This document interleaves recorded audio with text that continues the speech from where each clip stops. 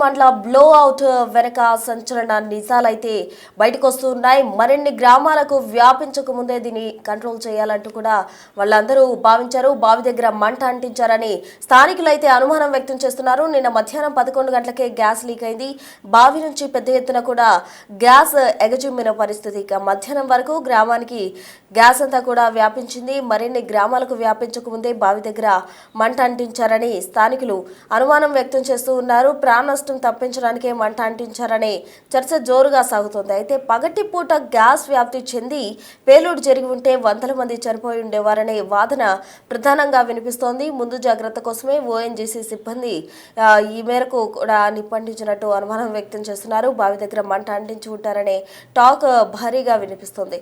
2014లో నగరంలో గ్రామంలో gas leak అయి 23 మంది మృతి చెందారు. ఇప్పుడు తాజాగా అటువంటివేవి జరగకుండా కూడా నిప్పంటించినట్టు చెప్తూ ఉన్నారు. మరి అసలు ఏం జరిగింది, వాస్తవ నిజాలేంటి, ఇరుసుమండ్ల బ్లోఅవుట్ వెనక ఏం జరిగింది అన్న వాస్తవాలు మనకు అందించేందుకు మా ప్రతినిధి రాజేష్ సిద్ధంగా ఉన్నారు. రాజేష్ని అడిగి అసలు ఏం జరిగింది, అక్కడ బ్లోఅవుట్ వెనక గల కారణాలు ఏంటి, ఎవరు దీనికి గల కారణం అన్న వివరాలు తెలుసుకుందాం. రాజేష్ చెప్పండి, ఇరుసుమండ్లలో బ్లోఅవుట్ వెనక సంచలన నిజాలైతే బయటకు వస్తున్న పరిస్థితి. అసలు అక్కడ ఏదైతే గ్యాస్ మొత్తం కూడా వ్యాపించిందో దానికి బావి దగ్గర అదంతా వ్యాపించకుండా నిప్పంటించారా, లేకపోతే వేరే ఇతరత్ర కారణాలు ఉన్నాయా అన్న దానికి సంబంధించి ఓ సందిగ్ధత నెలకొందనే చెప్పాలి. అసలు ఏం జరిగింది అక్కడ? 9 గంటల ప్రాంతంలో దాదాపు 23 సంవత్సరాల ఈ రిగ్గు పాయింట్ ని ఓపెన్ చేశారు. విరుసుమండ గ్రామం వద్ద ఉన్నటువంటి రిగ్గు పాయింట్ ని 23 సంవత్సరాల తర్వాత ఓపెన్ చేశారు. ఓపెన్ చేస్తున్న సందర్భంలోనే హై ప్రెషర్ కారణంగా గ్యాస్ ఒక్కసారిగా బయటికి రావడం, ఆ రిగ్గు పాయింట్లన్నీ కూడా ఓపెన్ కావడంతో ఒక్కసారికి గ్యాస్ అంతా బయటికి వ్యాప్తి చెందింది. అయితే ఆ సమయంలో మొత్తం వ్యాప్తి చెందుతుందని గమనించినటువంటి ఓఎన్జీ సిబ్బంది వాళ్ళే స్వయంగా బ్లాక్ చేసి నిప్పు అందించారనేది ప్రాథమికంగా అయితే తెలుస్తుంది. దానిపైన పూర్తి స్థాయిలో ఇంకా క్లారిటీ రావాల్సి ఉంది. అధికారులు కూడా ఇంకా నిర్ధారించాల్సిన అవసరం ఉంది. పూర్తి స్థాయిలో నివేదిక రూపంలో ఇస్తామని అధికారులు కూడా చెబుతున్నారు. 12 గంటల ప్రాంతంలో మొత్తం కూడా ఫైర్ అనేది ఒకసారి బ్లాస్ట్ అనేది జరిగిందని స్థానికులు కూడా ప్రత్యక్ష సాక్షులు చెప్తున్నారు. ప్రస్తుతానికైతే మంటలు కొంత అదుపులోకి వచ్చిన బ్లోఅవుట్ అనేది కొంత తగ్గింది, కానీ ఆ తీవ్రత అలాగే ఉంది. నిన్న రాత్రి 11 గంటల వరకు కూడా అదే స్థాయిలో బ్లోఅవుట్ అనేది కనబడుతున్న నేపథ్యంలో ప్రస్తుతం అయితే ఆ బ్లోఅవుట్ ని కంట్రోల్ చేసే విధంగా చర్యలు చేపడుతున్నారు. ముఖ్యంగా వాటర్ స్ప్రే ద్వారా ఆ బ్లోఅవుట్ ని తగ్గించే ప్రయత్నం చేస్తూ ఉన్నారు. 1995లో ఈ ఇరుసుమండ్ల గ్రామంలో ఆ రింగ్ పాయింట్ ని ఒక బావిలాగా తవ్వారు. చమురు కోసం, సహజ వాయు కోసం తవ్విన తర్వాత దాదాపు 28 సంవత్సరాల తర్వాత మళ్ళీ ఆ రింగ్ ను ఓపెన్ చేశారు. చేసిన తర్వాత జనరల్ గా బ్లో అవుట్ అవ్వకుండా అక్కడ బ్లోఅవుట్ కు సంబంధించినటువంటి ప్రికాషన్స్ తీసుకుంటారు, కానీ ఆ ప్రికాషన్స్ అనేవి ఇక్కడ తీసుకున్నారా లేదా, ఆ పైప్ లైన్స్ లీక్ అవ్వకుండా దానికి సంబంధించినటువంటి క్లోజ్ చేసే విధంగా కొన్ని ఎక్విప్మెంట్స్ అని ఉపయోగిస్తారు. కానీ ఈ నిన్న జరిగిన సంఘటనలో అలాంటి ప్రికాషన్స్ కానీ అలాంటి జాగ్రత్తలు ముందస్తుగా తీసుకోలేదు, కాబట్టి ఈ ప్రమాదం జరిగిందనేది ప్రాథమికంగా అధికారులు కూడా నిర్ధారిస్తున్నారు. దీనిపైన ఖచ్చితంగా చర్యలు తీసుకుంటాం, విచారణ జరిపి చర్యలు తీసుకుంటాం అధికారులు కూడా చెబుతున్నారు. ప్రస్తుతం అయితే ఎక్కడా ప్రాణాపాయం లేదు, ప్రాణ నష్టం కూడా జరగలేదు. కొంత ఆస్తి నష్టం అయితే జరిగింది. ప్రస్తుతానికి పరిస్థితి కూడా కొంత కంట్రోల్లోకి వస్తుందని అధికారులు చెప్తున్నారు. వాస్తవంగా 24 గంటల వరకు ఉంటుందని ముందుగా భావించారు, కానీ అది కొంత తెల్లవారుజామున కొంత తగ్గింది. మళ్ళీ కొంత బ్లో అనేది పెరుగుతున్న నేపథ్యంలో సాయంత్రానికి తగ్గుతుందా లేదా అనేది చూడాల్సిన అవసరం ఉంది. మరోవైపు అన్ని రకాల చర్యలు ప్రయత్నాలు చేస్తున్న బ్లోని కంట్రోల్ చేయడానికి, మంటలను అదుపు చేయడానికి అన్ని రకాల చర్యలు తీసుకున్నారు. వాటర్ ని తల్లి దాన్ని కంట్రోల్ చేసే ప్రయత్నం చేస్తారు. మరోవైపు ఇతర కొత్త టెక్నాలజీ సాయంతో వాటిని కూడా అదుపు చేసే ప్రయత్నం చేస్తారు. ఢిల్లీ నుంచి ప్రత్యేక సిబ్బందిని కూడా తీసుకొస్తున్నారు. ఓఎన్జీసీ సిబ్బంది కూడా ఇప్పటికే ఇరుసుమండ్ల గ్రామంలో సంఘటన ప్రాంతానికి చేరుకున్నారు. అయితే ఇక్కడ ఇంతకు ముందు ఎంపీ హరీష్ మాధురి కూడా బిగ్ టీవీతో మాట్లాడుతూ కొన్ని విషయాలు చెప్పారు. ఖచ్చితంగా దీంట్లో ఏదన్నా నిర్లక్ష్యం కానీ లేకపోతే వాళ్ళ తప్పిదం ఉంటే కనుక వాళ్ళ మీద విచారణ చేసి చర్యలు తీసుకుంటామని అయితే చెబుతూ ఉన్నారు. పూర్తి స్థాయిలో డీప్ ఇండస్ట్రీ అనే సంస్థ దీన్ని రీఓపెన్ చేసింది కాబట్టి డీప్ ఇండస్ట్రీ సంస్థ ఎలాంటి జాగ్రత్తలు తీసుకుంది, ముందస్తు జాగ్రత్తలు తీసుకోకుండా ఈ రిగ్గును ఓపెన్ చేశారా, ఇలా అనేక రకాల ప్రశ్నలకు వాళ్ళు సమాధానం చెప్పాలి. కాబట్టి వాళ్ళ దగ్గర నుండి విచారణ చేస్తామని కూడా ఎంపీ అయితే చెప్పారు. అధికారులు కూడా అదే చెప్తున్నారు. ప్రస్తుతానికి అయితే ముందు పరిస్థితిని కంట్రోల్ చేయాలి, సాధారణ పరిస్థితి తీసుకొచ్చిన తర్వాత మిగతా వాటి మీద దృష్టి పెడతామని చెప్తున్నారు. ఏదేమైనప్పటికీ బ్లాస్ట్ జరిగిందా లేకపోతే ఓఎన్జీసీ సిబ్బంది పరిస్థితి అదుపు తప్పుతుంది కాబట్టి గ్యాస్ ఇతర ప్రాంతాలకు విస్తరించక ముందే కంట్రోల్ చేయడానికి ఇక్కడ ఫైర్ ని ఆన్ చేశారా అనే దానిపైన స్పష్టత రావాల్సి ఉంది. మనకంతున్న సమాచారం ఓఎన్జీసీ వాళ్ళు మాత్రమే దాన్ని ఫైర్ చేశారని కూడా తెలుస్తుంది. కంట్రోల్ చేయడానికి అంటే మిగతా ప్రాంతాలకు విస్తరించుకోకుండా ఇక్కడ మాత్రమే ఆ ఫైర్ ఉండే విధంగా, ఆ గ్యాస్ ఉండే విధంగా ఫైర్ చేశారంటుగా తెలుస్తుంది. దానిపైన పూర్తి స్థాయిలో ఒక నివేదిక రూపంలో అధికారులకి ఇవ్వబోతున్నా. ఇచ్చిన తర్వాత దానికి అనుగుణంగా చర్యలు కూడా ఉండే అవకాశం అయితే కనబడుతుంది. ప్రస్తుతం ఎస్తమండ గ్రామంతో పాటు లక్కవరం గ్రామ ప్రజలైతే పునరావాస గ్రామాల ప్రాంతాలకి తరలించారు. పునరావాస కేంద్రాలు అయితే గ్రామ ప్రజలు అయితే ఉన్నారు. ప్రస్తుతం ఎస్ రాజేష్, మనం చూసాం సేమ్ ఇటువంటి ఘటనే 2014లో కూడా జరిగింది. 2014లో ఇటువంటి ఘటన జరిగినప్పుడు 23 మంది వరకు కూడా ప్రాణాలు కోల్పోయిన పరిస్థితి. అసలు ప్రజెంట్ ఇక్కడ తీవ్రత ఎంత మేరకు ఉంది? ఇప్పటికైతే ఎటువంటి ప్రాణ నష్టం జరగనప్పటికీ కూడా తీవ్రత ఎంతగా భావిస్తున్నారు? ఖచ్చితంగా తీవ్రత అనేది చాలా ఎక్కువగానే ఉంది. బ్లో అనేది నిన్న సాయంత్రం చాలా భయంకరంగానే బ్లో వచ్చింది. బ్లాస్ట్ కూడా 2 సార్లు, నిన్న 12 గంటల ప్రాంతంలోను, తర్వాత 6 గంటల ప్రాంతంలో బ్లాస్ట్ కూడా జరిగింది. నిన్న మధ్యాహ్నం ఈ బ్లాస్ట్ జరిగిన సందర్భంలో ఎర్తమండల గ్రామంలో ఒక భూకంపం లాంటి వాతావరణం కనబడింది. భూమి కంపించిందని కూడా ఇక్కడ గ్రామస్తులు చెబుతారు. ఒకసారిగా భయాందోళనకు గురయ్యాము, బ్లాస్ట్ జరిగింది, భూకంపం ఏదైనా వచ్చిందని ఒక భయాందోళన గురయ్యమని స్థానికులు కూడా చెబుతున్న నేపథ్యంలో మళ్ళీ అలాంటి బ్లాస్ట్ సంభవిస్తుందా అనే ప్రశ్నలు కూడా ఇక్కడ అధికారులు వ్యక్తం చేస్తున్నారు. ఎందుకంటే లోపల ఇంకా దాదాపు 20 నుంచి 40 వేల క్యూబిక్ల చమురు ఉందని అధికారులు చెబుతున్నారు. కాబట్టి అది తీవ్రత తగ్గిన తర్వాత మాత్రమే ఈ బ్లాస్ట్ అనేవి తగ్గే అవకాశం కనబడుతుంది. ఏదైనా జరగవచ్చు కాబట్టి ప్రజల్ని అప్రమత్తంగా ఉంచాము, ఖాళీ చేయించామని అధికారులు చెప్తున్నారు. ఎవరిని కూడా స్పాట్కి రానివ్వట్లేదు. అక్కడ ఉన్నటువంటి నిపుణులు, అదేవిధంగా ఎన్డీఆర్ఎఫ్, అదేవిధంగా ఫైర్ సిబ్బంది మాత్రమే సంఘటన ప్రాంతానికి వెళ్లి ఆ ఫైర్ ని కంట్రోల్ చేసే ప్రయత్నం చేస్తున్నారు. ప్రస్తుతానికైతే కొంత కంట్రోల్లోకి వస్తుంది, కానీ పూర్తి స్థాయిలో ఎప్పుడు కంట్రోల్ వస్తుంది, ఆ బ్లోన్ ఎప్పుడు తగ్గుతుంది, సాధారణ స్థితికి ఎప్పుడు వస్తుంది అనే దానిపైన ఇప్పటి వరకు అయితే అధికారికంగా ఎలాంటి క్లారిటీ కానీ అధికారులు ఇవ్వట్లేదు ప్రస్తుతం.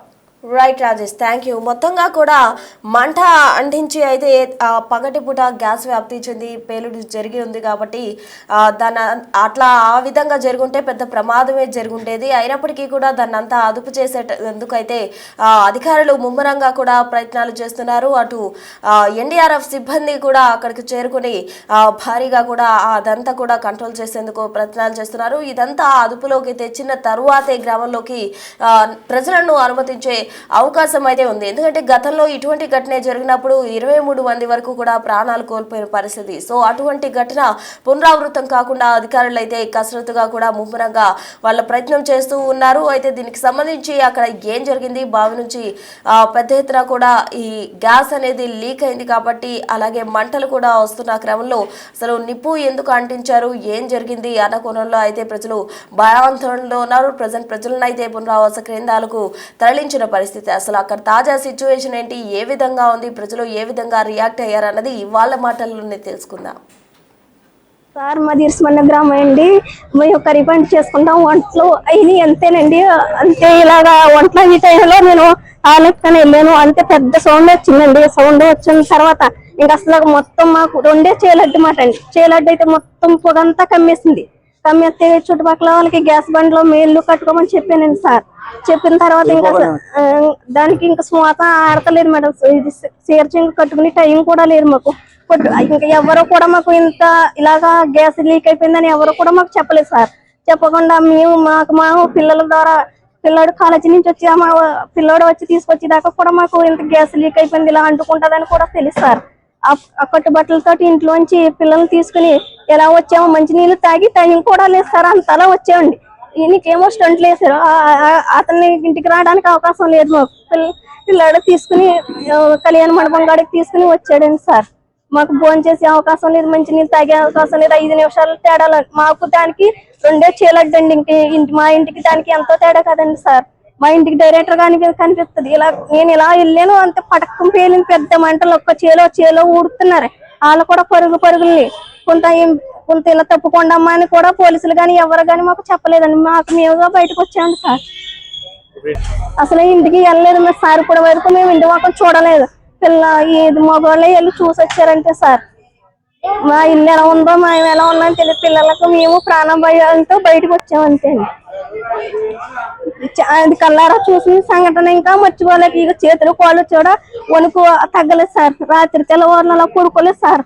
అంతలాగా కల్లారా నేను ఫస్ట్ సార్ చూశాను కాబట్టి అలాగే దడలా ఉండిపోయింది వణుకుని. నా పేరు బాబీ అండి. మాది ఇరుసుమండ, కోనసీమ జిల్లా. అయితే ఇక్కడ మేము మార్నింగ్ 10 టైంకి లెగ్స్ మాల్ కూర్చుని ఉన్నామండి.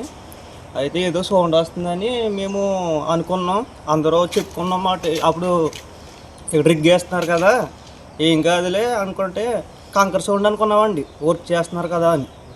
ఆ తర్వాత ఒకసారి బిల్డింగ్ పైకి అయ్యి ఒకసారి ఎక్కి చూస్తే స్మోక్ వచ్చేస్తుంది కొబ్బరి చెట్ల పైనుంచి. అప్పటికి మాకు భయం వేసిందండి, ఈ స్మోక్ ఎందుకు వస్తుంది, గ్యాస్ అయ్యి అని మేము అనుకుంటున్నాం. అప్పుడు ఒకసారి అందరికీ చెప్తే వెళ్ళి చూసినప్పటికీ పంచాయతీలో ఒకసారి ఇక్కడ ఇన్ఫర్మేషన్ చెప్పాము.